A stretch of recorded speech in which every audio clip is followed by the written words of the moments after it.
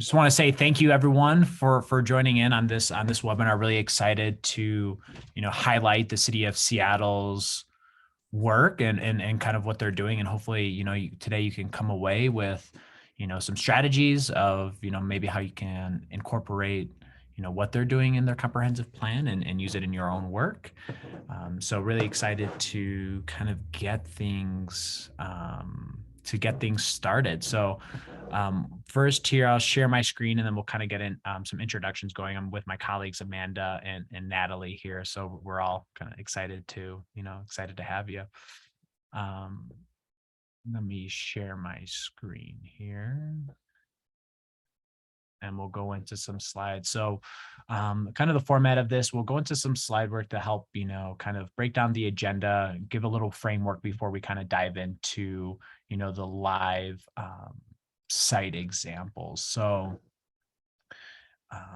first, we'll make some introductions here, but we would love to kind of hear from you first. So if we can start the poll, I don't know if that's possible, if that pops up, kind of get to hear from where you're at and where everybody's coming from. Oh, nice. It's coming up. Oh, okay. And it's given all of them. So coming in, would love to hear, kind of what area, you're coming in from, kind of what sector and where you're at within the comp plan process.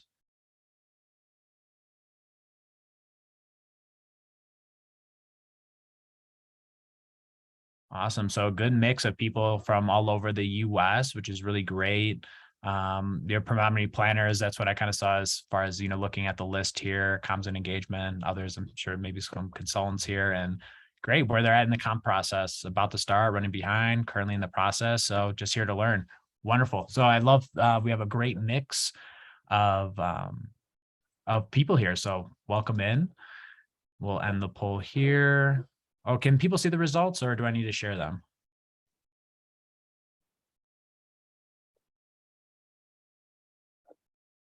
No? I think people are able to see them. People are able to see them? Perfect. All right. So welcome for our introductions to the Citizen Lab. Okay, we can stop sharing that. Natalie, forgive me, I don't have your picture up here, but my name is Billy. I'm the online community engagement manager here for Citizen Lab. I've been in the digital engagement space for a better part of 5 years, and kind of my mission and my role within the company is to introduce a platform approach to governments, whether that's sharing resources, best practices, or what we're doing today, highlighting some clients' great work. And I'll let Amanda, my colleague, give her introduction. Hi, my name is Amanda. I'm the Government Success Manager for the US and Canada. As you can see here, I have 10 years in the public sector. I was doing community engagement and project management for city and county governments. And my passion and experience is really in the community engagement space. And my role is to really be your teammate in doing engagement and launching engagement projects on your engagement platform. And yeah, I'm excited to be here. We have a number of clients who are doing comprehensive plan projects. And today, Billy's going to be sharing with you one of our kind of most exciting and innovative projects. Yeah, no, really exciting project here. And what's kind of great about the makeup with Citizen Lab, right? We provide, a software and solution, but it's really nothing without some of those best practices and approach. So really, kind of Amanda helps with the onboarding training and kind of gives you some of the tools to make the most success out of, the platform, but also, uses and leverages her experience with the client too. And, my fun fact too, as long as I can send some, planning examples and planning sites, but if you need a killer tuna casserole recipe, happy to send that as well after this. So we'll go into the key strategies, here for equitable engagement. First we should kind of define what is equitable engagement, especially what does that matter within a comprehensive plan. So, equitable engagement is a combination of processes that support the participation of people of color, immigrant, refugee communities, and low-income people and neighborhood groups. This type of engagement is about strong and sustainable relationships and partnership building.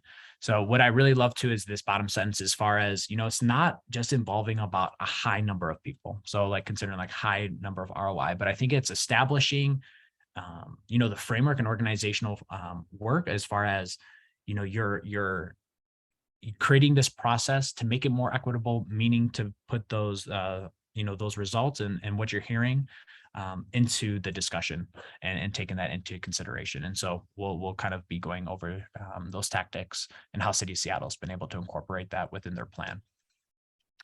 So kind of the first tactic, of course, with, increasing equitable engagement is first and foremost, building trust. So you want to look, not only when you're starting within a plan, you can look to what you're already currently doing, right? If you're leveraging your own current databases, or maybe you have, physical newsletters, but you want to look for, especially if you're looking to establish trust within minority and underserved communities, as local organizations or maybe CBOs of what the City of Seattle did. You want to go and meet where the community, where they are now, and where they already have established trust in those institutions. So I'll give an example of my mom. We're an immigrant family, and my mom is the type of person who still stuffs cash underneath her mattress, right? Doesn't have a lot of institutional trust, but she's religious, goes to church, is involved in community organizations. And so I think it's very important to start, at that level, that macro level, as far as getting those organizational, institutional, trust and alignment, and then go down to the micro approach. And so if you're trying and then going into meaningful engagement here, you want to also have, increase accessibility, but also use plain language. I'm going to be sharing this whole slide deck along with resources as well. So you get all the information, URLs, and some additional resources after this meeting. And then as you go, you want to ask your community how they would like to be informed and engaged. Every community is different. Every specific ethnic group is different. So not only will that help you determine what's the best methodologies to engage, inform, but also too, it creates, I think, a more sincere approach, as far as we really want to learn how we can communicate with you better, how we can engage with you better. And then clearly outline and inform the why. Like, why is a comprehensive plan important? What does it mean to me? How will that make my daily life better? And then also two, organizational buy-in. So, having it established, written, as far as, we want to have that equitable engagement and we want to make that a priority. And so had a quick blurb here from the peer research, as far as, 8 in 10 Americans say they understand very little or nothing to do what government does with personal data it collects. So, starting the framework as far as low barrier participation, but then working into why that demographic questions and that demographic information is important, and how that will affect their decisions when you close that feedback loop. And we'll go into examples in a little bit. So building that trust, we'll look at the Seattle's, version, or their strategy as far as informing and consulting. So informing the residents, having accessible PDF documents in multiple languages, and a survey approach. So within that survey, it's hard within 30 minutes to go over a comp plan or even a survey, right? But we'll stick to kind of a high level approach here, but they use a smart logic approach here to have, surveys in multiple different languages. And then when they click, they went into that, specific language survey. But what I really like what they did here is, they outlined the importance and the why. The comprehensive update will draw the perspectives and lived experiences in neighborhoods across the city. We will prioritize underrepresented and historically marginalized communities. And then asking, how they would like to receive the information, or how they would like to input. And we'll be showing reports and how they close the loop and close the feedback after this. So, how they like to receive information for a comprehensive plan, especially if it's a multiple year plan, which this is. And, which activities they would most likely want to participate in. So surveys, workshops, maybe interactive online engagement activities, mapping exercises, or in-person events. And then two, it's important to engage, but it's also important to inform, right? So centering around equity, comp plan 101. Why is this important to me? For my county, folks here, it's, a lot of times too, I see, what is the county's responsibilities versus the city's, clearly outlining, because for a resident, you not necessarily know, what's the city's responsibilities on certain aspects or what's the county's. So to kind of provide that initial low barriers for participation. So what the city of Seattle did, and what I really liked, is they started with the community organizations and sent an unregistered survey to those participants to help spread the awareness, and asked and baked in those demographic questions within that survey. They also put a timeline to the project. So it set up the timeline into bite-sized chunks for the residents, so they would know where they're at within the process, what has happened before and what is happening after. But then also probably the most important aspect of this is to close the feedback loop by reporting out, but also to have continual engagement. So your engagement doesn't stop with one survey, or it doesn't start with one particular project. Hopefully you can build upon it and build upon the work that you're currently doing. So we'll take a look at more of this survey. What is your age? Some simple demographic questions. What I really like here is what's your role within the city of Seattle? I live here, I work here, I have a business, I previously lived here. So what I really like is that, it keeps, it keeps it truthful, to the resident, and you can have a lot of different options, and you can choose to segment some data out if you wanted to, but it gives a way for, somebody to be truthful within that process. And then also too, asking where the zip code and where they reside. And so we'll kind of take a look at, so they had that, asked those demographic questions, and then worked with our data analysts to create these reports to close a feedback loop. And we'll see the live site project example in this, but did a heat mapping of those zip codes, had the age range, predominantly, over 50% from 25 to 44, race and ethnicity, and then, the relationship to Seattle here.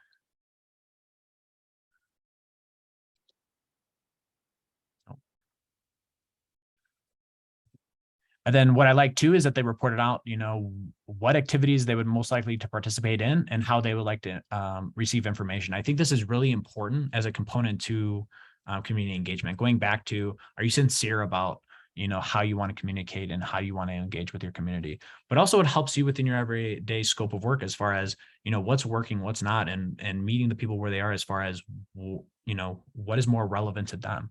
So, high response to future surveys, interactive online engagement activities, but also what I like too, events in your community. And you'll see too, within the Seattle platform, they had in-person events at, some international events that was happening within certain communities, pop-up discussions, what have you. And then so the survey kind of outlined, what's the most important topics, and then they went to the phase 2 of the shaping of the plan. So within that survey, they found, housing affordability, climate change, transportation, top 3, projects happening, or topics that people wanted to include within that comprehensive plan. Well, what I like here at the bottom of what they indicated was a prioritization of the top 3 elements. They remained the same across all categories of race, ethnicity, home ownership, age, and gender.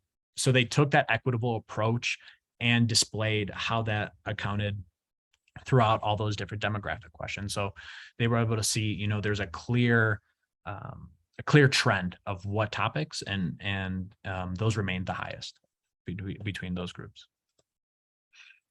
And in another aspect, I think that's really important, not only getting the registrant feedback or the survey responses, what have you, is to know your visitor count. So it's one thing to know, I'll give a dog park example. So I might, for instance, if within the community, if they're doing a comprehensive plan, I might not, I might want to be informed about the comprehensive plan, might want to know what they're having, might not necessarily want to directly engage.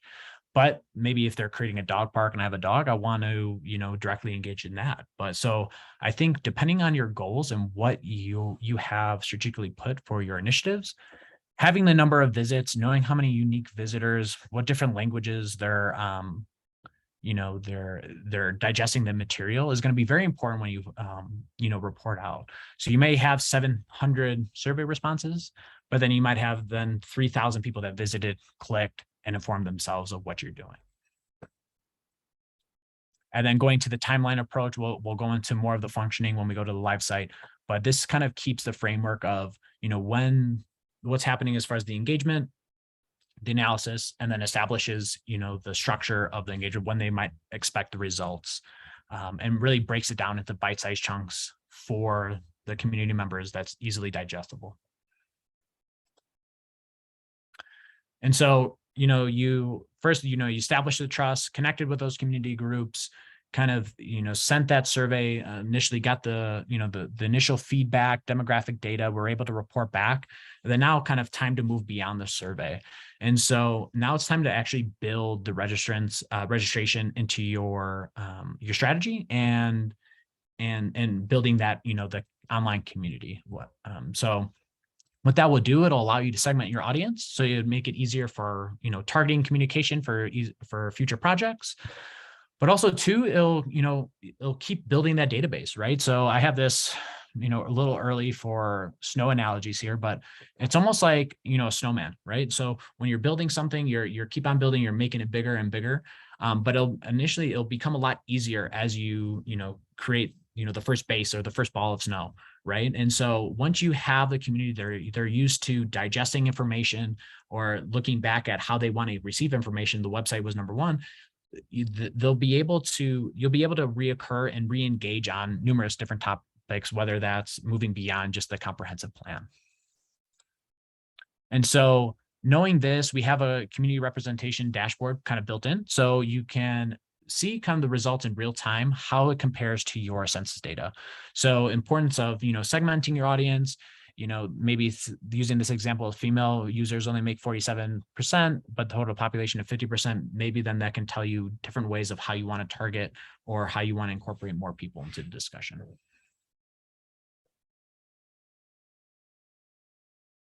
Great. And then now, of course, when we, moving beyond the survey, we're going to get more like involvement and collaboration, between the residents and the city and the government. So we'll now go to the live tour of the site.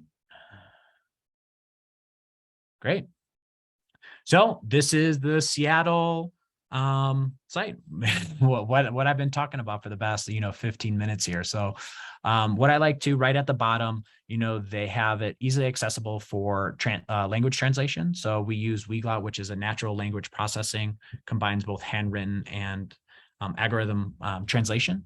So, it can be every comment, every post can be easily translated into, that specific language.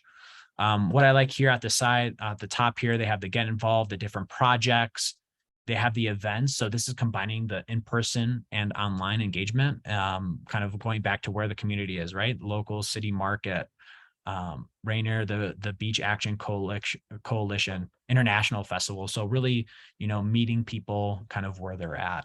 The engagement process, this kind of goes into, some of those key organizations, partnerships with community-based organizations or community liaisons.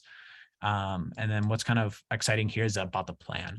So what's really great and what's the maybe come in the future is, right here, we're at the shaping of the plan, but it'll be really interesting to see, next year when they're reviewing, refining what that process looks like and how maybe they might be implementing more tools like those interactive mapping exercises that were outlined earlier in that first survey.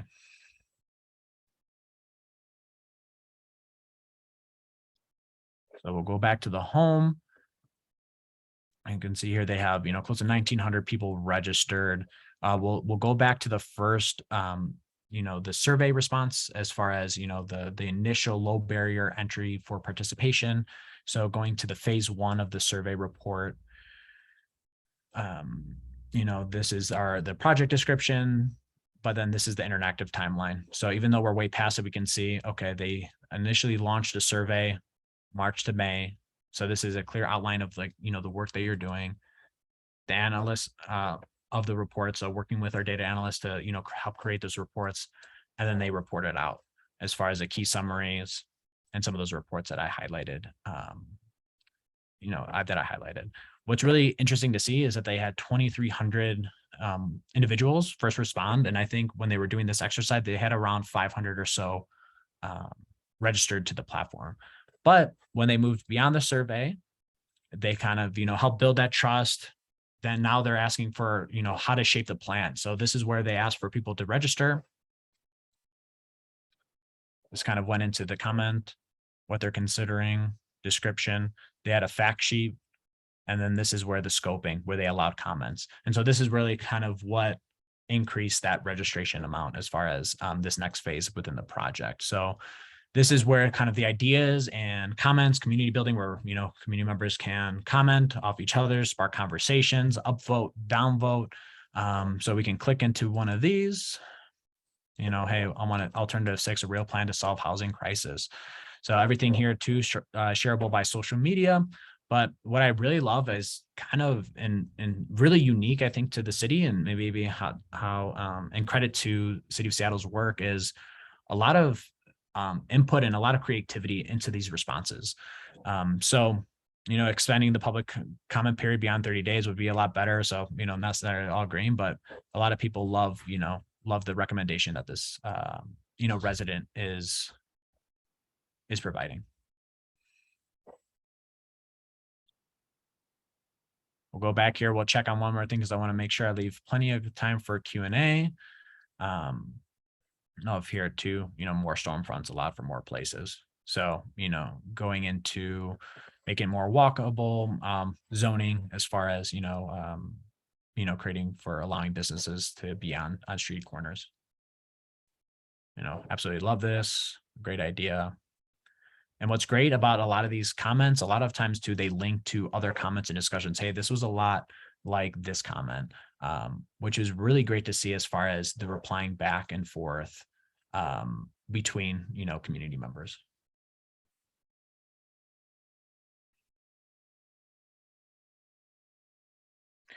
Okay.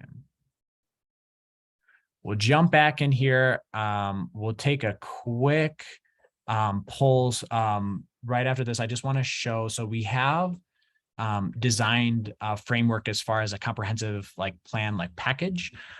So if this is something that you'd be interested in learning more about, Natalie, if you could launch the poll, the first question would be, if you want to talk to the City of Seattle, said we can share contact information as far as if you want to hear from them. Love to, share that knowledge base, but also too, if you want us to make sure, to send this kind of one-pager comp plan package, which is kind of a packaged approach to, your comp plan, happy to send, additional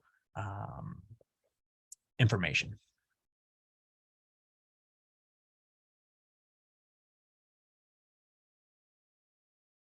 Okay.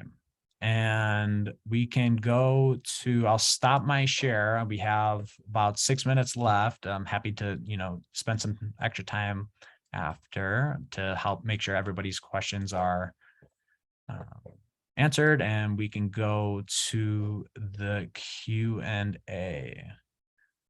Feel free to, you can type within the chat or, and then Amanda, feel free. Yeah, I just wanted to jump in. I think one of the things that's been really exciting about the City of Seattle approach is they really are taking this sort of phased approach over the 2 years. Really, their focus early on was around education, when reaching new populations, wanting to really make sure they understood what a comprehensive plan was. And I think as Billy spoke to, how it affects their life in a sort of tangible way. And their work with the community-based organizations has allowed them to reach new demographics and to do that education and get that feedback. And they really worked hard early on to create sort of that baseline, that baseline level of education, understanding, and communication channels that they've been able to then utilize as the plan progresses. So really a lot of that sort of investment early on, which was great to see. Mm-hmm. No, that's really great. It looks like we have another question. Amanda, could you kind of go into more detail of, maybe the onboarding process, or maybe how the strategy kind of looks, with creating the site, and maybe a little bit more about your role and that partnership? Yeah, so I manage the onboarding process with all new clients, and it's a kind of depending on the speed that we need to get things up and running, it happens over a couple of weeks or months, depending on the pace that people need to go. But really, we spend the first meeting kind of getting a baseline understanding of needs, of projects, sort of communication channels, really developing our overall strategy, and then jump in and start building out the platform and projects together. So it's a very hands-on, collaborative onboarding process, where I'm empowering you with the tools to use the platform, but then I'm there along the way to help you as questions come up, and they inevitably do, to work on things in real time. So it's a very much a like phased, you're getting a little bit of information and tools along the way, but you have just sort of wraparound resources and support coming at you, which is just really helpful when you're kind of doing something different and new, like having an engagement platform for the first time. Mm-hmm.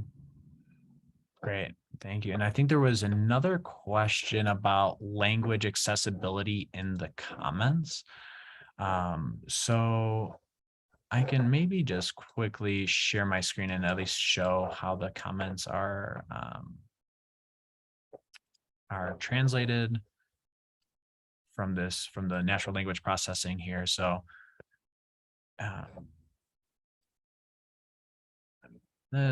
you can go back into here. So if somebody wanted to read comments, anything like that, let's go to one that has a little bit more comments.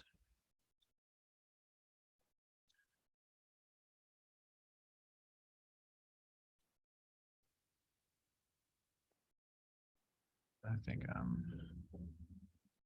need to go back to the home Spanish.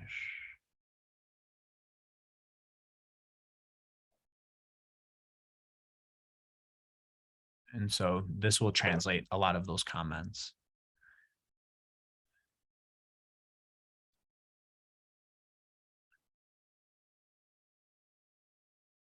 And also too, one thing I really kind of want to highlight, and what, kudos to City of Seattle, is that, they also did PDF download. So they recognized, as far as, what are the key languages that they want to be able to inform their public in, and then we're able to, create some of these PDF documents, so to make sure it's accessible as far as those, those hard materials.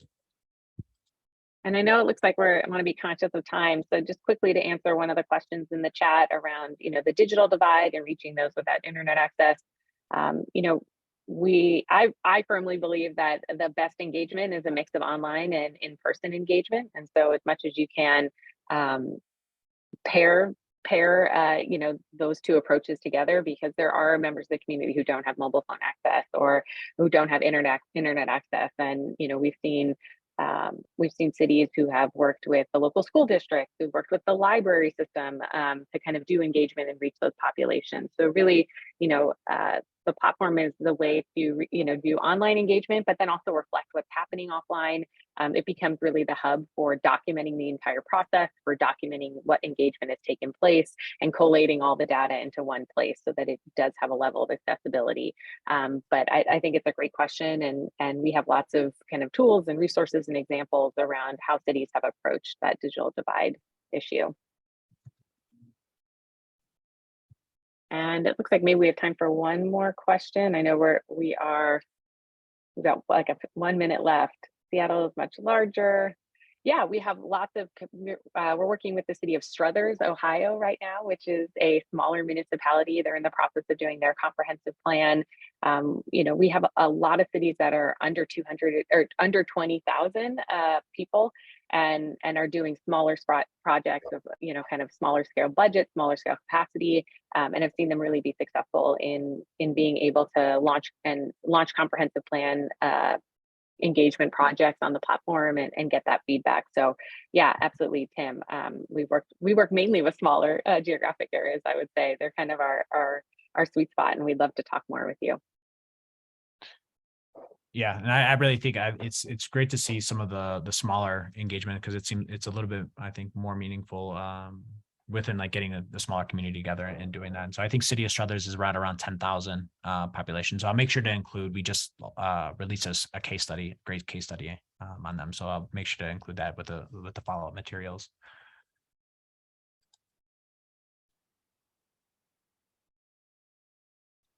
All right. I think, is that all the questions? So I just want to say thank you everybody for joining in today. We'll be sending, slides and additional resources to everybody and anybody who, commented on the poll as far as wanting Seattle's information or the one pager. But thank you so much for joining today, and I hope you enjoyed it as well.